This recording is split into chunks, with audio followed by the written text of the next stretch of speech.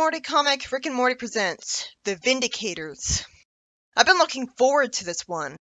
Morty sees a portal show up, and the Vindicators superheroes from the show show up, for the second time considering Rick's dialogue. They tell Rick and Morty that the multiverse needs their help, and Rick calls them posers and tells them to go away. Morty's happy though because he wants Rick to be a hero, and they seem like what he wants Rick to be. Rick calls them hackneyed heroes for no apparent reason, and Morty compliments Vanessa's new hairstyle. He compliments them, and then Rick snarks, "Pouches? Really? Because a half-crocodile, half-robot dude needs lip balm and hand sanitizer on every mission." Then he asks one of the other guys, "Or are you not in costume because it's laundry day?" And he expects me to believe this is his costume.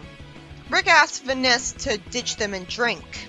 I have no idea why he prefers Vanessa so much, and it's not fun either.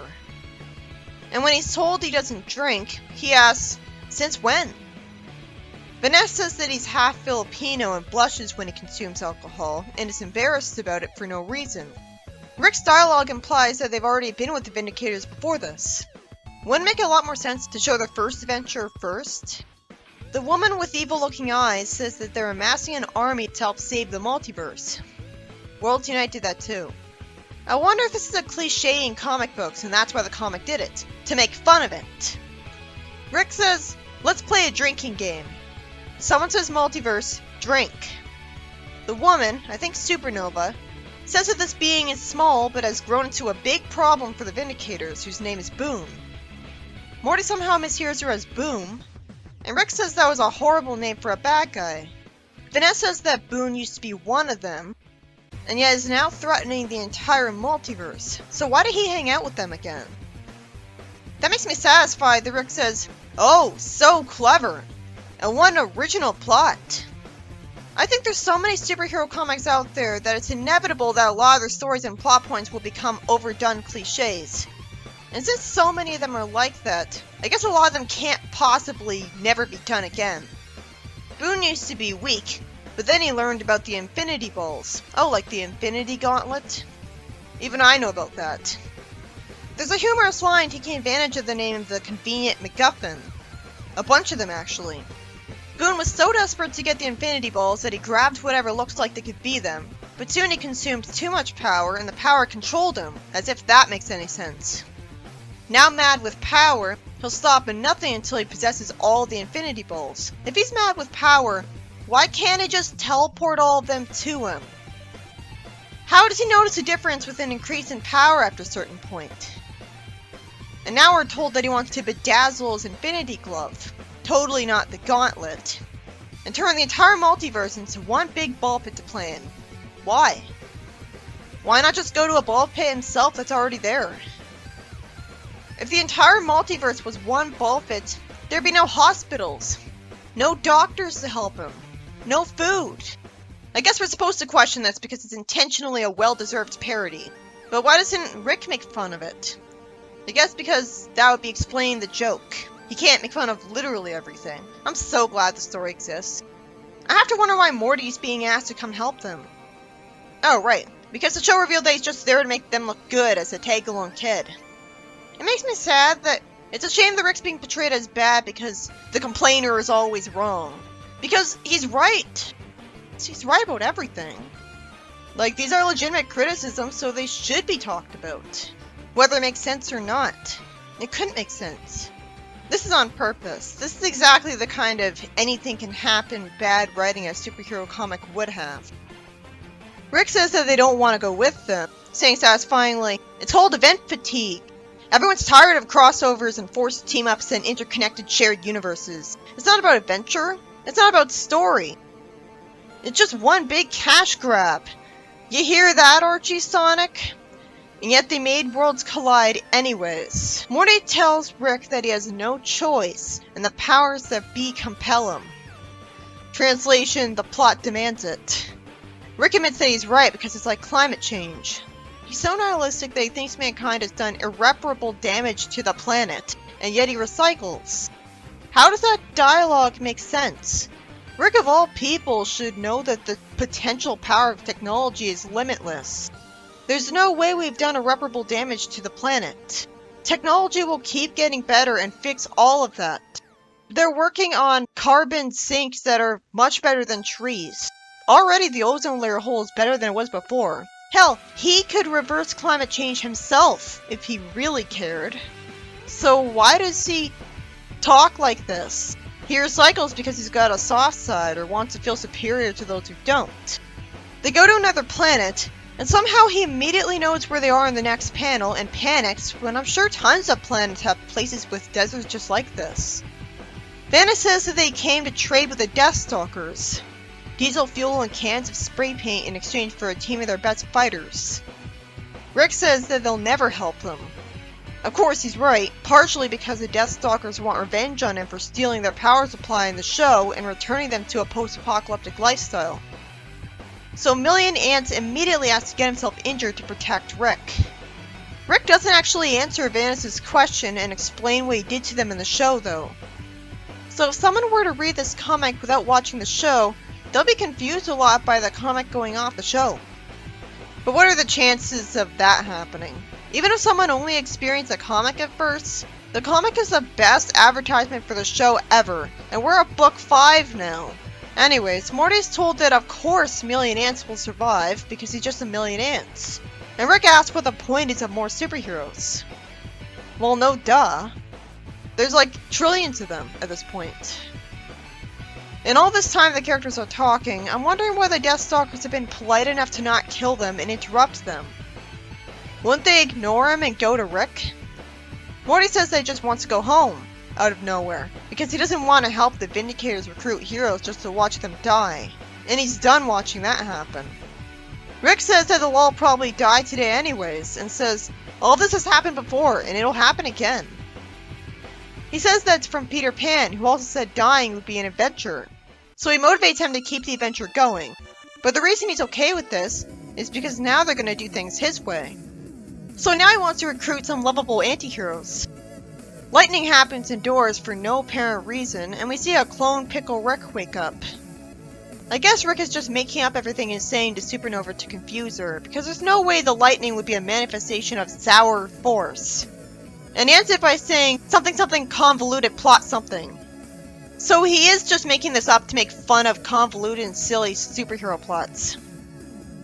I'm left to assume the real answer is that he just cloned himself and turned that clone into a pickle for a situation like this.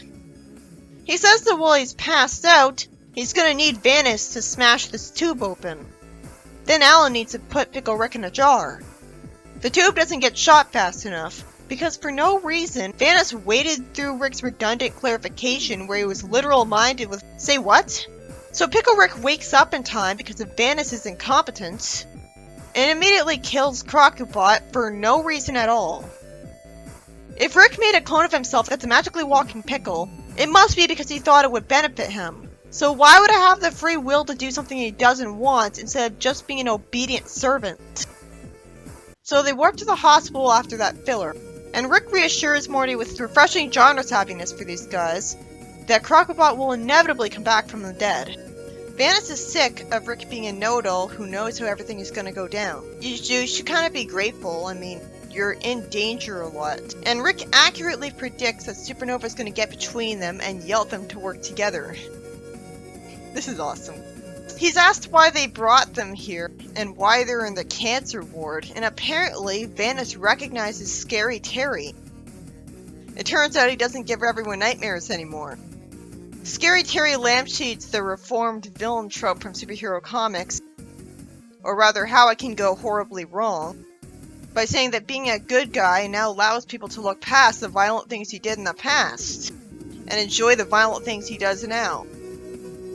He also says that he's hilarious, specializing in insults and pop culture references. Then he wants to be called Scarepool, like Deadpool, and Rick says that name means as little as that eye patch. He immediately asks Rick who he wants him to kill, so it's not supposed to be taken seriously that he's good now. Supernova asks to avoid recruiting people who are going through medical treatments. Why?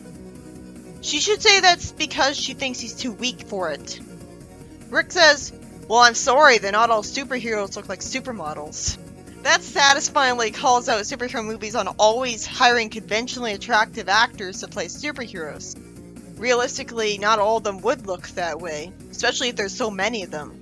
But apparently they all conveniently have the power that, in addition to their superpowers, they also have the superpower of looking good. Supernova says that's not it, not wanting to admit any kind of flaw in herself ever, and arbitrarily calls him a hateful, ignorant ass. But why? If anything, he was showing morality there, more than her. She just wants to think she's better than him as a person, which might be the point. Getting between them reminded me of Sally there. She says that she's so tempted to open a portal to the wasteland and let the Death Stalkers at him. She can do that? Vance asks for Pickle Rick. They hope that Boone won't find them, and then Noob Noob shows up, and Rick happily greets him because he reminds him of Morty, according to the show. He guesses that he's been rebooted to appeal more to a middle American audience, and Vanna says very unhelpfully that there's something he doesn't know about Noob Noob. Why doesn't he just say immediately that he's Boone? That gave it away immediately. Rick uncharacteristically falls to his knees and acts melodramatic about the revelation, so Morty asks him if he's okay. And then he starts laughing and says that he can't believe that they thought he didn't know that Boone was a Noob Noob all along. Saying, I mean, Boone is noob spelled backwards for fuck's sake. And Boone's such a stupid name that there had to be a reason for it. So of course you would think, that's a stupid name. I wonder why he's called that. What could be the logic behind it? Although to be fair to Morty, it's not like he's called Boone Boone, which would make things more clear. And there's tons of stupid names out there. In a superhero comic where anything can happen regardless of logic because the writing can be that terrible, you actually wouldn't be dense if you assumed this wasn't Noob Noob, because they could have it just be a guy called Boone for no reason.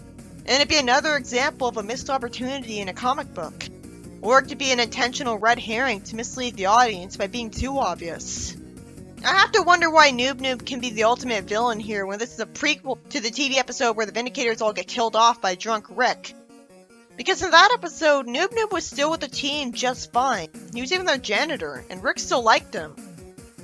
It's almost as if not only is the comic not canon to the show, but it's almost as if this is a clearly separate dimension from the show, because it can't be a prequel to an episode.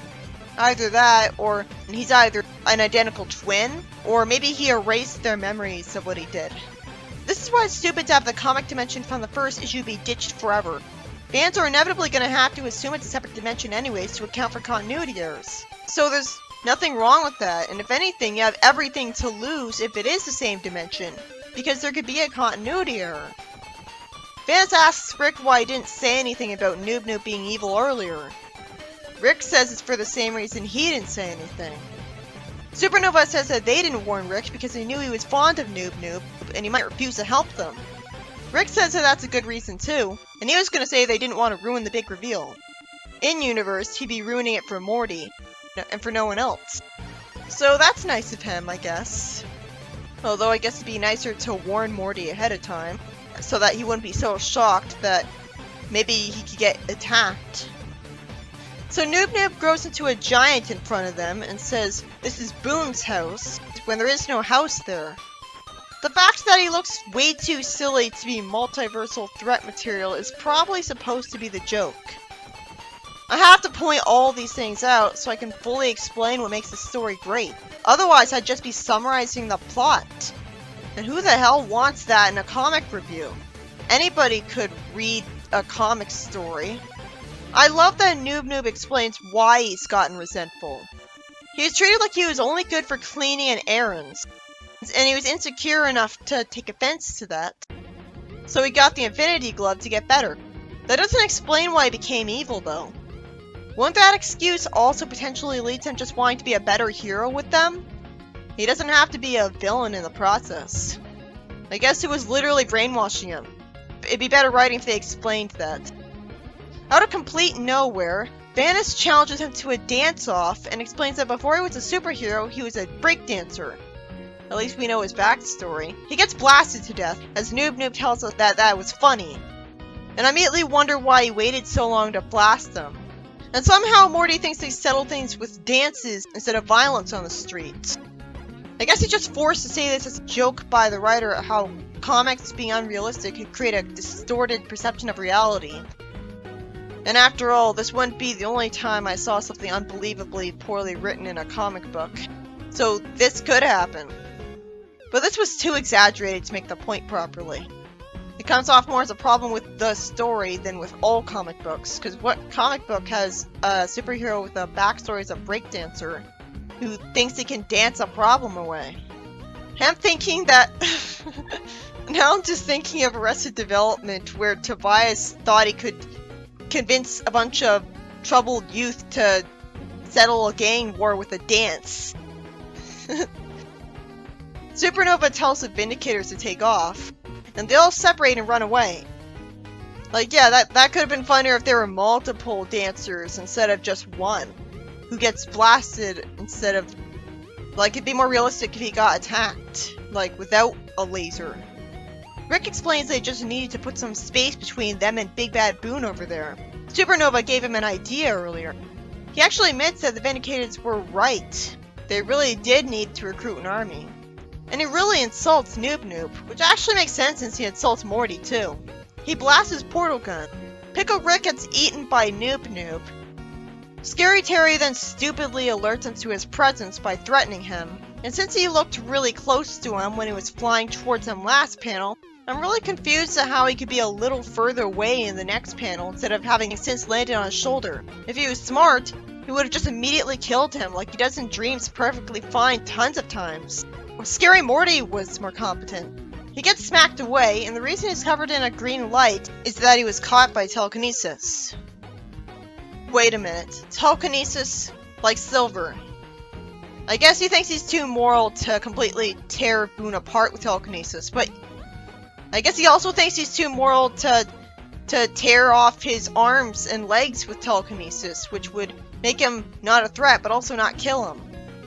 I guess he assumes he'd just bleed to death anyways if he did that.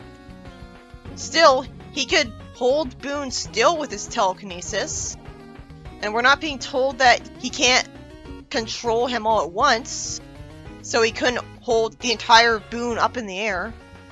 I didn't think about this problem right away when I was reading it, because the writing in general is so good most of the time that I was invested in it enough to not notice that problem. Like, telekinesis is really overpowered for a character to have. But of course, I'd rather have Rick defeat him, so this was good writing. Then he and Scary Terry get threatened with being crushed by Boone's giant foot. And Rails thinks it's a good idea to just stand there and hope someone will save him, instead of them both running away, and all the time he was saying that. The Death Stalkers go through a portal, still hating Rick, so there's some logic.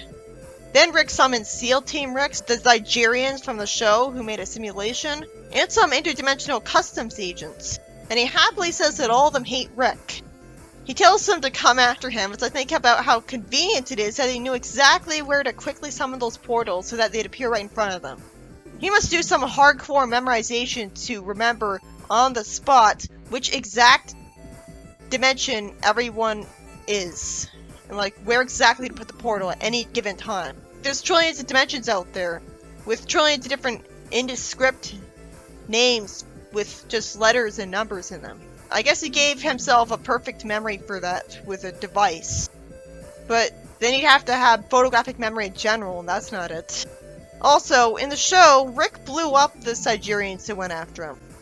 I guess there are more, and they were the loved ones of the ones Rick blew up, because otherwise they'd have no reason to hold a grudge against him. Or they're different universe versions of them that planned against him with the simulation before, but he hasn't killed them yet. Well, I'm saying this thinking of the Zygerians as the ones that tried to make a fake simulation world to get Rick's portal gun recipe. There's a subversion because it turns out Vance was crushed by the foot when he was waiting for someone to save him out of comic drama tradition. Supernova asked if they can just talk this through when it was revealed earlier that the Infinity Glove had brainwashed them and he's not in total control of his own actions. Then he blasts her to death. Again, this can't really be a prequel to the show's episode then, since they're probably never going to even try to explain how she got brought back to life, and we're supposed to assume it happened because comic books just do that. Rick has no reason to bring them back to life. Well, I guess he was just really feeling generous, so he made clones of them just to make Morty happy. He has done a lot of really nice things for Morty for no reason. Why couldn't we see that? They got brought back to life later because it's a comic book, because superheroes. I do like Boone saying, "Get your own coffee!" And Rail still has the drive to help Rick and Morty despite calling them old man and kid, which shows how heroic he really is sometimes. So he whistles to summon the ghost train for Rick. He tells the guys who hate him that if they can take out Noob Noob, he'll surrender to them peacefully. He had no reason to think they'd believe that blatant lie. But it makes sense that they tried to fight him anyways, because how could they catch up with the ghost train, and how could they not think this guy's a big threat? They get killed, and Morty asks why this always has to happen with him. Rick says that dying is a brilliant idea, and asks why he didn't think of this earlier. well, he did. But it's surprising he says this right in front of Morty. He then accidentally summons a little cute creature because wrong dimension, and he pushes them back into the portal. It says that just because a franchise can cross over with another doesn't mean it should. I don't see how its example is valid though. Wouldn't any crossover be interesting? As long as the protagonist had actual personalities and did stuff? As long as the plot is good, it doesn't really matter to me which franchises it is. I guess it would be a problem if the franchises crossing over with each other had a story that couldn't play to each other's strengths. Like, it'd be pretty boring for a Sonic story if it crossed over with Ace Attorney and you had to sit through a trial, because there wouldn't be any fighting. Rick shows Morty the Meeseeks box, and says that he'll summon hundreds of them to defeat Boone, because they can't die until they accomplish their one mission. As Morty wastes our time recapping to us. Maybe the writer did this out of nowhere on purpose to satisfyingly mock comics for having recap dialogue when it makes no sense, treating the audience like idiots. This all makes me realize that sometimes Archie Sonic has been guilty of these same problems, despite not literally being a superhero comic. The story ends with Morty being happy that they saved the multiverse, with no explanation at all about how Noob Noob will be back with the team in the show. Maybe it was a clone that Rick grew. Good thing this series has parallel universes used so much, because if this was a Sonic comic, I'd really mock this. Rick then references the fact that someone could come along and reset everything in a superhero crossover. That happened in Archie too. And why is he written to say that comic book writers who can't draw are unnecessary? I thought that usually they couldn't. And that's what artists are for. Like, if you look at a Sabrina comic, for example, the pencils guy is not the same guy who wrote the story. How could a writer specialize in both? The only comic writer that I can think of who can draw is Penders. I guess his skills got worse recently, though. This story was about the Vindicators getting Rick's help in stopping a multiversal threat in the form of their former janitor, Noob Noob, who got his hands on a convenient MacGuffin with no explanation for its existence because I guess that was the point. They're making fun of how often this happens in comic books. A lot of the bad writing was probably intentional to call out superhero comics. Superhero comics have a ton of problems, so like, they're inevitably gonna have problems because there's so many of them, so any problem is gonna be done like a trillion times. So it's awesome that you have these Vindicators stories to call it out on it. It's good that Rick says that comic heroes never stay dead, because that at least kind of explains why the hell the Vindicators are back to being alive in the show, when they all die here, and they need a Meeseeks army to save the multiverse.